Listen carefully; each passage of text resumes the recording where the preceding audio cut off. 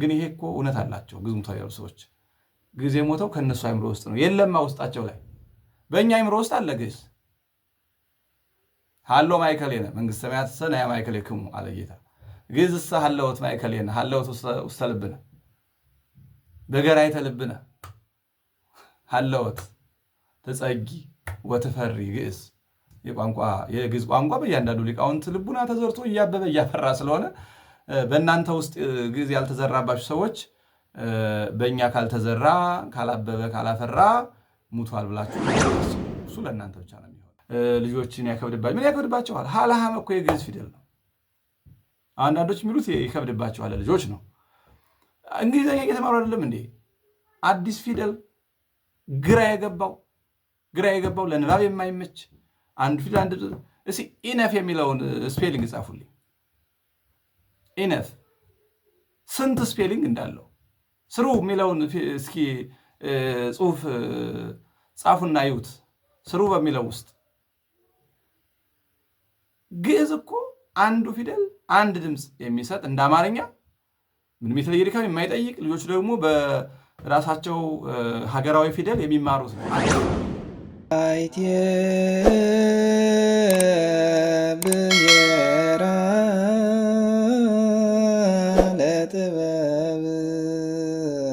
በስመ አብ ወወልድ ወመንፈስ ቅዱስ አሐዱ አምላክ አሜን። እንደምሰነበታችሁ። ዛሬ ስለ ግዕዝ አንዳንድ ነገር ለማለት ነው የመጣሁት። ብዙ ሰዎች የግዕዝን ሞት እያበሰሩ ስለሆነ ከሞተ ግዕዝ አበልሳናት የኢትዮጵያ ብዙ ቋንቋዎች አባት ስለሆነ የጋራ ለቅሶ ነው የምናደርግለት፣ በክብር ነው የምናሳርፈው። በሕይወት ካለ ደግሞ ስሙን አታጥፉት ለማለት ነው ይመቻልና እውን ግዕዝ ሞተ እንዴ? ግን ግዕዝ ሞቶ ነው ወይስ ሰዎቹ የሞተ መስሏቸው ነው? የሰዎቹን አሉባልታ እንተውና አንድ ቋንቋ የቋንቋ ዓላማው ምንድን ነው? ዓላማው ምንድን ነው? ቋንቋ መኖር በምንድን ነው የሚታወቀው? ቋንቋ በሞቶ እንደሚታወቀው ብዙ ትልልቅ ስም ያላቸው ሰዎች በዚህ ሲሳሳቱ እናያለን። አሁን እኔ ስለ ግዕዝ ታሪካዊ አመጣጥ ምናምን ስላለፈው አልናገርም። ባለፈውም በአንድ ቪዲዮ አንስቸው ስለነበረ የኢትዮጵያ ሙሉ ታሪኳ በግዕዝ እንደተመዘገበ እናውቃለን። በየትኛውም ዓለም በኢትዮጵያ ብቻ አይደለም። በኢትዮጵያ በብሔራዊ ቤተ መዛግብት በበርካታ ዕቃ ቤቶች፣ ሙዚየሞች ሲገባ የሚገኘው የብራና ጽሑፍ ነው። ማን ነው? የግዕዝ ስነ ጽሑፍ ነው። በአውሮፓ፣ በአሜሪካ፣ በኤዥያ በየትኛውም ክፍለ ዓለም በጀርመን፣ በእንግሊዝ፣ በፈረንሳይ ትልልቅ ቤተ መጻሕፍቶች ሲገባ ዓለም አድንቆ የሚጎበኘው የብራና ጽሑፍ በግዕዝ የተጻፈ የኢትዮጵያ ስነ ጽሑፍ ነው። ይህንን አሁን መተረክ አይጠበቅብኝም። ግን እንደው አሁን ግዕዝ ሞተ ለሚሉት የዋህ ሰዎች ለአንዳንዶች ትልቅ ስም ያላቸው አካዳሚካሊ የተሰጣቸው ስያሜ እንደዚህ ንግግሩን ስለተናገሩት እውነት ስለሚያስመስል እሱን ለመግለጽ ነው። አሁን ግዕዝ በአማራ ክልል ሊሰጥ አይሰጥ ይሄ መንግስት ጉዳይ ነው። ባለፈው ተናግሬያለሁ። የኢትዮጵያ ቤተክርስቲያን ጉዳይ አይደለም። አንዳንዶች የሚመስላቸው የኢትዮጵያ ቤተክርስቲያን ግዕዝ ትምህርት ሆኖ እንዲሰጥላት አመልክታ እንደዛ መንግስት ተቀብሎ ከዚያ በኋላ ቤተክርስቲያን ደስ ለማሰኘት እየተሰጠ ይመስላቸዋል። ቤተክርስቲያን እኮ ጥያቄ ጠይቅ ምን ብላ ትጠይቃለች? ቤተክርስቲያን እኮ የግዕዝ ዩኒቨርሲቲ አላት የራሷ። ምንም ጉዳዩ አይደለም። የቋንቋ ጥገኛ አይደለች ቤተክርስቲያን። በትግርኛውም ትቀድሳለች፣ በኦሮምኛውም ትቀድሳለች፣ በአማርኛም ትቀድሳለች፣ በግዕዝም ትቀድሳለች። ከኢትዮጵያ ስትወጣ ደግሞ በአረብኛውም በግሪኩም በዕብራይስጡም ትቀድሳለች። የአንድ ቋንቋ ጥገኛ አይደለችም ሲጀመር። ሁለተኛ ግዕዝ ይጠፋብኛል ብላ ምናልባትም በርካታ ታሪኮች ስለተመዘገበ ግዕዝ ይጠፋብኛል ስጋት አለኝና በዩኒቨርሲቲ ይሰጥልኝ የሚል ጥያቄ አላቀረበችም፣ አታቀርብም። ስጋት የለባትም። ለምን? በአንድ ጉባኤ በሺ የሚቆጠሩ ደቀ መዛሙርት እየተማሩት ይገኛሉ። ስለዚህ ከአንደኛ ደረጃ ጀምሮ እስከ ዩኒቨርሲቲ ሌቭል በሚሆን መልኩ እያስተማረችው ስለሆነ ቤተክርስቲያን ስጋቱ የለባትም። ግዕዝ ይጠፋብኛል ብላ ስጋት የላትም። ዩኒቨርሲቲም ስላስተማረ ግዕዝን የትም አይደርሰውም። በዩኒቨርሲቲ ዲግሪ ይዞ የሚወጣ ሰው ከታች ጀምሮ በዘመናዊ ትምህርት ግዕዝ ተምሮ የሚመጣ ሰው እና በቅኔ ቤት ግዕዝ የሚመጣ ሰው በጣም ይለያያል። ይኸው 12 ዓመት ተምሮ አንድ ሰው እንግሊዝኛን እንዴት እንደሚያደርገው እናያለን። ግዕዝም እንደዛ ነው የሚሆነው። እና አንዳንዶች ይመስላቸዋል ቤተክርስቲያን ጠይቃ ወይም ፈልጋው፣ ቤተክርስቲያን ጉዳዩ አይደለም። የግዕዝ ማስተማሪያ በቂ ቦታ፣ የግዕዝ መምህራን ብቆች፣ የግዕዝ ማስተማሪያ መጻሕፍት፣ ስርዓተ ትምህርት የግዕዝ ተማሪዎች አሁን በኢትዮጵያ ውስጥ ይቆጠር ቢባል በዚህ በባህር ዳር ከተማ ብቻ ምናልባት ከ10 ሺዎች በላይ የቅኔ ተማሪዎች ይገኛሉ። ስለዚህ ምንድን ቤተክርስቲያን ይሄንን አሁን ሊጠፋብኝ ነው የሚማር የለምና ብላ ታመለክታለች? አታመለክትም። እና የቤተክርስቲያን ጉዳይ አይደለም፣ ሌሎች እንዲያውቁት ነው። መንግስት ነው ሀሳቡን ያመጣው። የኢትዮጵያ መሰረታዊ ታሪክ የብዙ ሺህ ዘመናት ታሪክ የተመዘገበበት ነው። የቋንቋዎች ሁሉ የኢትዮጵያ ቀደምት ቀዳሚ ብሔራዊ ቋንቋ ነው። አሁን ያለው የኢትዮጵያ ዋናው ፊደል ከግዕዝ የመጣ ነው። ስለዚህ ይህንን አናጠፋውም እናሰምራለን ብሎ ነው ያመጣው። እሱ የመንግስት ጉዳይ ነው። ግን ሞተ የሚሉ ሰዎች መርዶ የሐሰት እንዳይሆንባቸው እንዴት ግዕዝ እንዳለ ግን ጥቂት ማሳየት ያስፈልጋል። በነገራችን ላይ ሰው በሕይወት እያለ ሞተ ብሎ ማወጅ በጣም ከባድ ወንጀል ነው። በኢትዮጵያ ባህል በጣም ነውር ነው፣ ትልቅ ግፍ ነው። ግፍ እንደመፈጸም ነው የሚቆጠረው። እና አሁን ቋንቋ ንግግር ይደረግበታል። ስለዚህ መናገር ያው አንድ የቋንቋ ክህሎት መናገር፣ ማዳመጥ፣ መጻፍ፣ ማንበብ ነው የቋንቋ ክህሎት ተብሎ የሚገለጸው። ይሄንን በልዩ ልዩ መንገድ ይሄ ሲሰፋ እንግዲህ ያው ወደ ዝርዝር ነገር ኑሮት በስልት ትምህርት ይሰጥበታል ማለት ነው፣ የቋንቋ ሕግን ጠብቆ እና አንዳንዶች በጣም ይገርማል። እውነትን ለመሸወድ መሞከርም ጥሩ አይደለም። ከወጣ ወጥቶ ነው፣ የለም የሚሰማው የለም፣ የሚናገረውም የለም። ቤተክርስቲያን አካባቢም ቅዳሴም ላይ ቀርቷል ምን ይላሉ እንዴ? ምን ማለት ነው? አሁን ግዕዝ የመሞት ስጋት ራሱ የለበትም።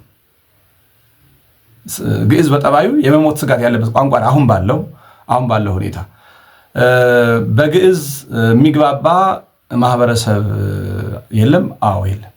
ግዕዝ የሌለው ይሄ ብቻ ነው። ይሄ የለም።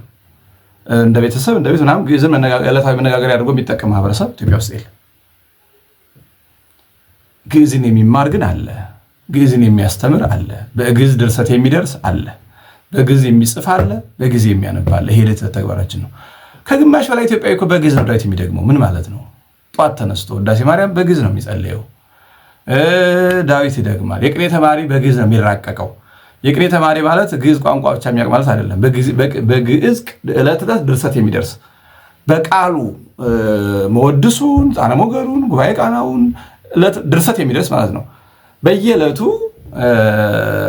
የድርሰት ማዕድ የሚዘረጋለትን ግዕዝን ሙቷል ማለት ምን ማለት ነው? ይሄ እኮ በሕይወት እንቅበርህ እንደማለት ነው። አንድን ሰው ሙቷል ማለት በሕይወት ይቀበር የሚል ሌላ መዘዝ ያመጣል። እና ግዕዝን ለመቅበር ሀሳብ ከሌለም በስተቀር ግዕዝ ሙቷል የሚለው አያስኬድም። መሄድ እኮ ነው ጨጎዴ። በጎጃም ባሉ አድባራት በሸዋም በትግራይም በጎንደርም በወሎም በኤርትራም በየትኛውም የኢትዮጵያ ክፍል እኮ መሄድ ነው። በየቅኔ ቤቱ መሄድ ነው። ስንት እልፍ ተማሪ እንዳለ በአንድ ቅኔ ቤት እኮ ከ3000 እስከ 4000 ተማሪ እኮ ይገኛል። 24 ሰዓት በግዕዝ የሚፈላሰፍ ያየውን ነገር በሰፈር ሲሄድ ያየውን ነገር በግዕዝ ቀምሞ ሰምና ወርቅ አድርጎ የሚያቀርብ እኮ ተማሪ ሞልቷል። አሁን ይሄ ቋንቋ ሙታል ይባላል። ምናልባት ለአንዳንዶች እንደሚመስላቸው ግዕዝ ያለው ቤተክርስቲያን አካባቢ ቅዳሴ ማህሌት አይደለም። ቤተክርስቲያን አካባቢ ግዕዝ አለ። ቤተክርስቲያን አካባቢ ብቻ ግን አይደለም ያለው። ጉባኤ ቤት ቤተክርስቲያኗ ጉባኤ ቤት ሰርታ ትምህርት ቤት አለው ግዕዝ። አሁን ይሄ አንደኛ ደረጃ ጀመረ፣ ዩኒቨርሲቲ ጀመረ፣ የትም አይደርስም። አሁን በዲግሪ ደረጃ ተማሪ ይመረቃል፣ በማስተርስም ደረጃ ይመረቃል። በመጠኑ ለጥናትና ለምርምር ያለው እንጂ በቅኔ ቤት በሚገኘው እውቀት ሌቭልና መጠን አያውቅም። ወሎ ዩኒቨርሲቲኛም አሁን ዲግሪ ያስመረቀናል፣ ልጆቹም እያስተማሩ ነው። እሰየው ጥሩ ነው። ግን በዲግሪ ያስመረቅናቸው ልጆች ቅኔ ቤት ገብቶ የተማረውን ያህል እውቀት፣ ብርታት፣ ጥንካሬ አይኖራቸው። ስለዚህ አሁን በተራቀቀ መንገድ ዕለት ዕለት ቅኔ እየፈሰሰበት ግዕዝ ሙቷል ቢባል ይህንን እንግዲህ የቅኔ ተማሪ ተቀብሎ ቅኔ ይቀኝበታል። ይህንን አንድ የቅኔ ተማሪ ግዕዝ ሙቷል የሚል ነገር ከሰማ ግዕዝ ሆይ ሙቷል ይሉሃል ሙተሃል የሚለውን በሰምና ወርቅ አድርጎ በተራቀቀ የቋንቋ አገላለጽ ይቀኝበታል። እና ብዙ ሰዎች የቅኔ መቀኛ ባትሆኑ ግዕዝን ለመቅበር ሙከራ ባታደርጉ አይሰጥ ማለት መብት ነው። ማንም ሰው አይሰጥ ማለትም ይሰጥ ማለትም መብት ነው። ጥቅምና ጉዳትን መዝኖ መንግስት እንደሚያደርግ ያደርገዋል። ይሄ መንግስት ጉዳይ ነው፣ እኛን አይመለከት። ነገር ግን ቋንቋው በህይወት እያለ ሙቷል ማለት ምን ማለት ነው? ኢትዮጵያ ቤተክርስቲያን ከግማሽ ሚሊዮን በላይ ካህናት አሏት። ከግማሽ ሚሊዮን በላይ ካህናት አሏት። እነዚህ ካህናት የየዕለት እንቅስቃሴያቸውን በግዕዝ ይጠቀማሉ። መንፈሳዊ እንቅስቃሴያቸው ማለት ነው። ግማሽ ሚሊዮን በጣም ትልቅ ነው። ግማሽ ሚሊዮን ቆጥሮ መድረስ ይቻላል። ይሄ ዳታ ስለሆነ ከግማሽ ሚሊዮን የሚሆን የሀገሪቱ ህዝብ ስራ የሚሰራበትን መንፈሳዊ ስራ የሚተገብርበትን ቋንቋ ሙቷል ማለት ነው። ትምህርት ቤት ተከፍቶ መምህራን በሙያ ችሎታቸው የሚመረቁበትን ቋንቋ በዘመናዊ ትምህርት ማለት አይደለም፣ በነባሩ ትምህርት ቤት ለመምረጥ የሚያበቃ ሙያ አገባቡን፣ ስርዓተ ግሱን፣ እርባ ቅምሩን፣ የቅኔው ብዙ አይነት የቅኔ መንገዱን ችለው አውቀው ተራቀው የሚገባውን ነገር ተምረው ጽፈው ደግሞ ሰው ወጥተው መምህር ተብለው እየተመረቁበት ሙቷል ማለት ነው። በእኛ ሀገር ለምሳሌ ሞት ቋንቋዎች አሉ። እንደነ ጋፋት የሚባል ፊደል መሬት ላይ የለም። በጋፋትኛ የተጻፈ ጽሑፍ የለም። በጋፋትኛ የሚናገር ሰው የለም። ሊሞቱ የተቃረቡ የሚባሉ ቋንቋዎች አሉ። ተናጋሪዎቻቸው ከመቶ በታች የሆኑ በጣም ጥቂቶች የራሳቸው ፊደል የሌላቸው ምንም አይነት ስነ ጽሑፍ በእነሱ የማይገኝ ምናምን ሚሊየንስ የብራና ጽሑፎች አሉት። ያንን አንቦ መተርጎም የሚችል እልፍ ሰው ባለበት ያንን ቋንቋም ዕለት ዕለት የሚማር በብዙ ሺዎች የሚቆጠር ሰው ባለበት ቋንቋ ሙቷል ማለት ምን ማለት ነው? ትልቁ ጥያቄ። ምሁርነት በዚህ ሌብል ከሆነ በእውነቱ ብዙ ምሁራን በሕይወት እያሉ እንደሞቱ ያሳያል እና ደግ አይደለም። አሁን ቋንቋውን እንዳይሰጥ ለመከልከል ተብሎ የሐሰት ድምዳሜ ላይ መድረስ አያስፈልግም። ቋንቋውን መቃወም የፈለገ ሰው በቀጥታ መቃወም፣ የሚቃወምበት ምክንያት ግን ትክክል መሆን አለበት። ምክንያታዊ ከዚህ አንጻር መስጠት የለበትም። አንዳንዶች አሁን እንዲህ ይላሉ ምናምን ይላሉ፣ ልጆችን ያከብድባቸው። ምን ያከብድባቸዋል? ሀላሃም እኮ የግዕዝ ፊደል ነው። አንዳንዶች የሚሉት ይከብድባቸዋል ልጆች ነው። እንግሊዝኛ እየተማሩ አይደለም እንዴ? አዲስ ፊደል ግራ የገባው ለንባብ የማይመች አንድ ፊደል አንድ እስኪ ኢነፍ የሚለውን ስፔሊንግ ጻፉልኝ። ኢነፍ ስንት ስፔሊንግ እንዳለው ስሩ የሚለውን እስኪ ጽሑፍ ጻፉና ይዩት። ስሩ በሚለው ውስጥ ግዕዝ እኮ አንዱ ፊደል አንድ ድምፅ የሚሰጥ እንደ አማርኛ ምንም የተለየ ድካም የማይጠይቅ ልጆች ደግሞ በራሳቸው ሀገራዊ ፊደል የሚማሩት ነው። አዲስ ትምህርት አይደለም። በዛ ላይስ ደግሞ የአማርኛ ቋንቋ ትምህርት እንዴት ነው እየተሰጠ ያለው? በግዕዝ ዳኝነት እኮ ነው እስካሁን። ምዕላድ ማለት ምን ማለት ነው? ምዕላድ የሚባል አማርኛ እኮ የለም። አንቀጽ ምንድን ነው? ቅጽል ምንድን ነው? ተውሳከ ግስ ምንድን ነው? ኢቭን አማርኛ ቋንቋ እኮ የተዳኘ ያለው በግዕዝ ስርዓተ ሰዋስው ነው። እስካሁን ድረስ በግዕዝ ስርዓተ ሰዋስው ነው። አዲስ አይደለም። ግዕዝ እንደ አዲስ ይከብዳቸዋል። ሌላው ደግሞ ምንድነው ይጠሉታል ምናምን የሚሉ ሰዎችም ሰምቻለሁ። በጣም ይገርማል። ሰው እኮ አሁን እኮ በጣም ኢንተረስትድ ነው የሚፈልገው ጓጉቶ። ዩኒቨርሲቲ ላይ ያየን ነው ተማሪዎች ሲመርጡ ከሌሎች እንግሊዝኛ፣ አማርኛ ምናምን ከሚመርጡት ከፍ ያለ ተማሪ የሚመርጠው ግዕዝን ነው። ይሄ በተግባር ያየነውን ፍላጎት ለምንድን ነው በውሸት መቃወሚያ ፍላጎታቸው ያንሳል? ጫና አደረባቸው። ማን ጫና አደረብን አለ? ማን ጫና አደረብን አለ?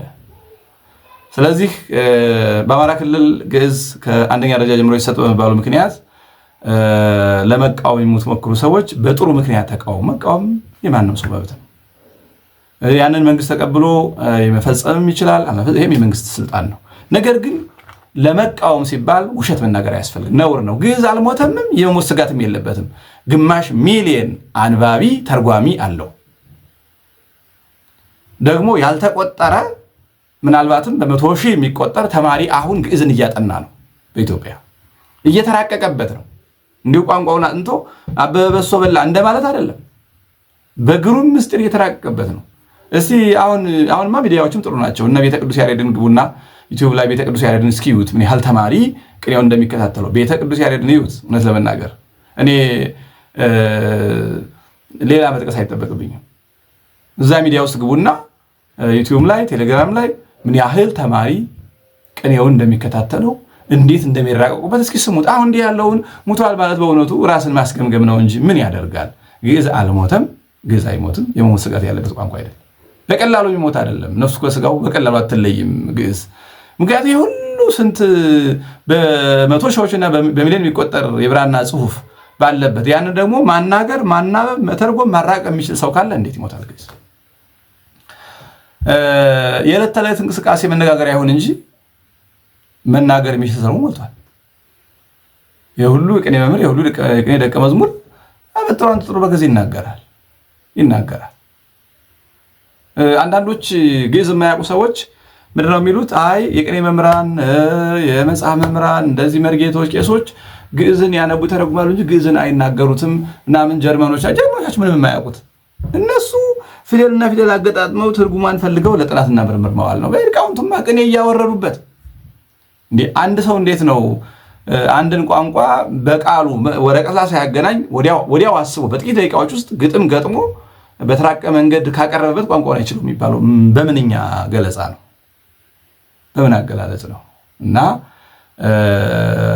ግዕዝ ትምህርት በመስጠት ይቀጥል የምትሉ የምትከራከሩ የምትናደዱ ሰዎችም መከራከራችሁ መልካም ነው። ግዕዝ ይሞታል የሚለውን ስጋት ግን ተውት። ግዕዝ አይሞትም፣ የሞት ስጋትም የለበትም።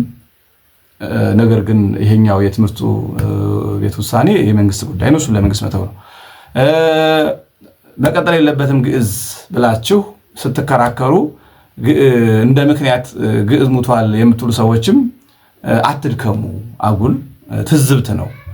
እገሌ ሙቷል ምናምን ሊሞት ነው ከተባለ በኋላ ሰውየው ቆሞ ስታዩት በጣም ያሳፍራል። አሁን ነገ በያው ደምረቱ ሲነገር ስታዩ ስለምታፍሩ አጉል ተውት። ለእናንተ መፍረት ነው። መከራከር ካለባችሁ ሌላ ምክንያት፣ ሌላ አሳማኝ ምክንያት አምጡና ተከራከሩ። ግዕዝ ሃይማኖት ደግሞ ግዕዝ አሁን እንግዲህ ያፈሩ ሰዎች ናቸው ይህን ክርክር ያመጡት። ምክንያቱም ቋንቋን ሃይማኖት ማድረግ አይቻልም። ቋንቋ ሃይማኖት አይደለም፣ ሊሆንም አይችልም። ቋንቋ ጥቂቶች ቋንቋ ሃይማኖት ብለው ነው የተቃወሙት። የኦርቶዶክስን ምናምን እንዲህ ያደርጋል ምናምን ያደርጋል። ቋንቋ ነው። ይህን ያላወቀ ሰው ግድፈት አለበት። ስለዚህ ቋንቋውን ከሃይማኖት ጋር አገናኝቶ ኦርቶዶክስ ለመቃወም ፈልገው ሲያበቁ ይህ እንደማያዋጣ የገባቸው ሰዎች ምን አደረጉ? ግዕዝ እኮ ሙቷል። ግን ይሄ እኮ እውነት አላቸው። ግዕዝ ሙቷል ያሉ ሰዎች ግዕዝ የሞተው ከነሱ አይምሮ ውስጥ ነው። የለማ ውስጣቸው ላይ በእኛ አይምሮ ውስጥ አለ ግዕዝ። ሀሎ ማእከሌነ መንግሥተ ሰማያት ሰናያ ማእከሌክሙ አለ ጌታ። ግዕዝ እሳ ሀለወት ማእከሌነ ሀለወት ውስተ ልብነ በገራይተ ልብነ ሀለወት ተጸጊ ወትፈሪ ግዕዝ። የግዕዝ ቋንቋ በእያንዳንዱ ሊቃውንት ልቡና ተዘርቶ እያበበ እያፈራ ስለሆነ በእናንተ ውስጥ ግዕዝ ያልተዘራባችሁ ሰዎች በእኛ ካልተዘራ ካላበበ ካላፈራ ሙቷል ብላችሁ አታስቡ። እሱ ለእናንተ ብቻ ነው የሚሆነው። ለሌላው ግን ትክክል ስለማይሆን እናንተንም እንዳያስገመግማችሁ። በተለይ ትልልቅ ስም ያላችሁ ሰዎች ሰው በፒኤችዲ ሌቭል ሆኖ ሲያበቃ በመቶ ሺዎች አንባቢ ተርጓሚ ያለውን ቋንቋ ሙቷል እኮ ብሎ ደፍሮ መናገር ጥላቻ ብቻ ነው የሚሆነው። የሰውየው ሊቅነትም ያስገመግመዋል። እና ስለዚህ ሁለታችሁም በመቃወምም በመደገፍም ያላችሁት በየሚዲያው አሁን ግቡና ይሁት እስኪ የቅኔው ተማሪ እንዴት ቅኔውን እንደሚያወርደው። ቅኔ ሃይማኖት ብቻ አይደለም፣ ፍልስፍና፣ ምርምር፣ የቋንቋ ክህሎት፣ ስነ ጽሁፍ ነው፣ ድርሰት ነው። ስለዚህ ይሄ በሆነበት ሁኔታ አሁን ግዕዝን ከነጋፋት ጋር ለማገናኘት ሞከረ። ማነው አሁን በጋፋት ድርሰት የሚደርስ? ማንኛው ጽሁፍ ነው በጋፋት ያለው? አሁን እኮ ኢትዮጵያ አማርኛ ስነ ጽሁፍ ትናንት ነው የመጣው። ስፔሻሊ ከአፄ ቴዎድሮስ በኋላ። ከአፄ ቴዎድሮስ በፊት ያለው በሙሉ የኢትዮጵያ ታሪክ በጎውም መጥፎውም ሃይማኖቱም ታሪኩም ስነ ምግባሩም ኢኮኖሚውም ማህበራዊም ሁሉም ነገር እኮ የተዘገበው በግዕዝ ነው። መጽሐፉ ብቻ ነው ማን ያነበዋል እንዳይባል አምጡት እናነበዋለን፣ ተረጉመዋለን። እንዲህ ወርቅ አድርገን ነው የምንተረጉመው። በቀጥታ ነው የምንተረጉመው። አምጠን አይደለም እኮ አምጠን አይደለም። ኢትዮጵያ ሊቃውንት አመጣው ይተረጉሙታል።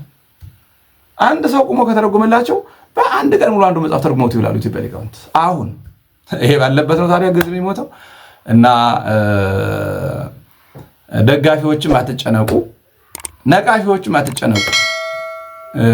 ጌታችን ሲያስተምር ምንድን ነው ያለው?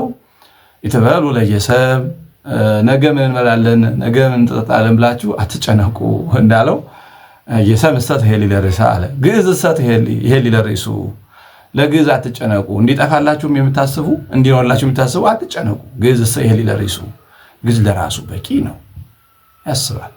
እልፍ ሊቃውንት አሉት፣ እልፍ ዶክመንቶች አሉት፣ እልፍ ግሶች አሉት፣ እልፍ ማብራሪያዎች አሉት፣ እልፍ የቋንቋ ማስተማሪያዎች አሉት፣ ትምህርት ቤቶች አሉት፣ ስርዓቶች አሉት፣ ድርሰቶች አሉት፣ ወዳጆችም አሉት በውጭም ሳይቀር።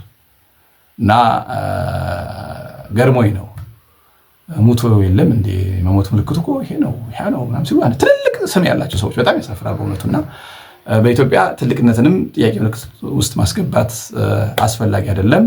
ሌላው ግን የመንግስትን ጉዳይ ለመንግስት መተው በጣም መልካም ነው። መከራከሪያም ካመጣ ማንም ሰው መከራከሪያ ማቅረብ ለመንግስትም ለማቅረብ ከሆነ ተገቢ ምክንያት ማቅረብ፣ ውሸትን ማቅረብ ግን ማሳሳት ነው። መንግስትን ለማሳሳት መሞከር፣ የትምህርት ቢሮዎችን ለማሳሳት መሞከር ግን ጥሩ አይደለም። ይሄ መቆም አለበት። ይህንን ለማለት ነው። እግዚአብሔር ይስጥልኝ። ወበአይቴ ተረክበ አሰረ